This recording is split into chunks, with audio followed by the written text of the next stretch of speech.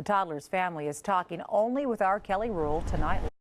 Some participants tell me this float, which said Border Detention Center and had a young child inside a cage, was actually mild compared to some of the topics they highlighted in the past. You can see this car already has probably about an inch on it already.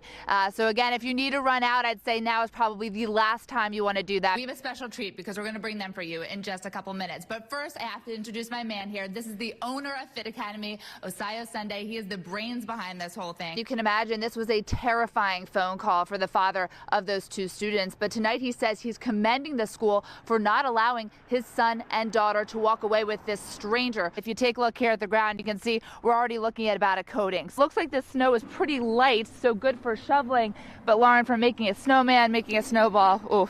But yesterday, that was interrupted, as you saw, by at least 3 ATVs, four-wheelers, and at least 2 dirt bikes. If you take a look behind me, a witness pointed this out to us. They said they left these skid marks behind. We're going to have to take a look at these screens and see who did the best here. Which triplet won? All right, let's call it. Let's see. Oh, no cheating, no cheating. People will not only, get to see these beautiful works of art up close and personal, but they're going to learn a little bit more about, how they were made, the artists that made them. That's right. And Bill, I got to say, 1 in 10 adults, that's a lot of us, and I did just look it up, and it looks like there are some things that you can bet on where you don't have to have knowledge of the game, like the coin toss, the national anthem, so maybe I could win some money out here. The troopers here tell me they are working with investigators at the High Spire Barrack on this criminal investigation, though they do not believe the shootings are connected at this time. I did speak with a man who says the bullet went through his windshield. He was not injured, but he tells me he's a father of 5, and had he moved just an inch to the right in his driver's seat, this all could have changed completely. I can just imagine. A bullet hole through his front windshield, a destroyed GPS, and a shattered back window. The aftermath of a drive on the job this father of 5 says he will never forget. I was more just thinking about my family, like, wow, this is going to be the last time that I get to kiss my daughters. There's a truck right here. Charles Hayward, an installer from Marble Concepts in Feasterville, says he was supposed to be home Wednesday night, but he got called to do a last-minute job. Driving in his work truck westbound on the Turnpike around 6:30 in the evening, about a mile away from the Fort Washington interchange. I hear a loud gunshot, boom! And my reaction was like, I just swerved to the right. He says a bullet came through his windshield, hitting his GPS. The GPS went from the front window straight back through this, and it was stuck in the back. When I pulled over I was like this down in the seat. I was like this because I was still scared because I didn't know where it came from. Hayward says he called 911 but had no idea where the gunshot came from. God is good today, man. I almost died. He took this video at the scene from his cell phone.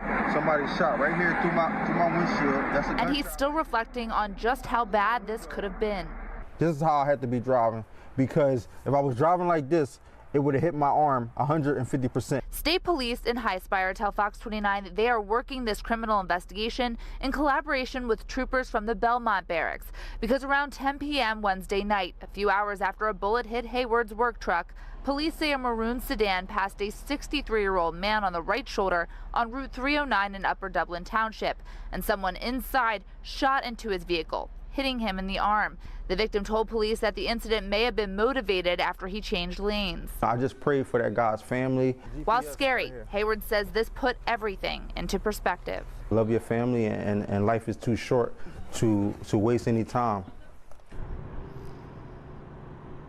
Now again, at this point, police do not believe these shootings are connected, but they are still under investigation, and they are still looking for that older model maroon sedan involved in that second shooting that injured the 63-year-old man. However, we are told that he is home from the hospital tonight. Lucy. In order to protect his job, the man who took that video did not want to do an on-camera interview, but he tells us it shows just a small snapshot of what he and many of his coworkers deal with on a daily basis when it comes to the homeless population in that area, and he feels something needs to change.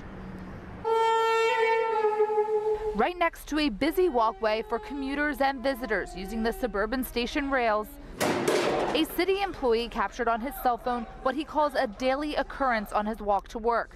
To protect his job, he did not want to speak on camera, but he says this is really nothing in comparison to what he often sees. And this man, there's some scary people down here for sure, agrees. I've seen people every day. I've seen people that just go to the bathroom down here. seen them throw their needles. I've seen pretty crazy stuff down here. Workers in Philadelphia's Municipal Services Building, many who use this concourse to get to work, came forward with similar concerns over the summer, saying the Hub of Hope homeless shelter, where people gather outside, is set up way too close. Many telling us Tuesday the police presence is there.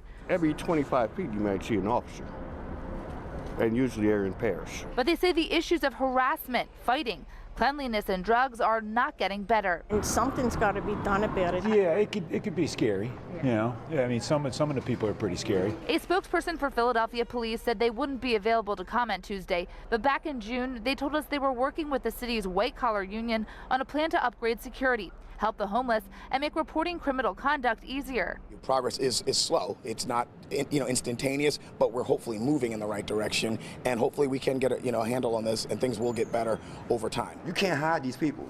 They're here. They're here. They're going to be here. Help them. Ronald Mungin uses the Hub of Hope services, and he says most who do are not the ones causing problems. Not everybody use it for the right reasons, but a lot of people do good here, and they do need this place here. But he and others add those starting trouble still need help too. But that's the ones that need help. That's the ones y'all just left out here.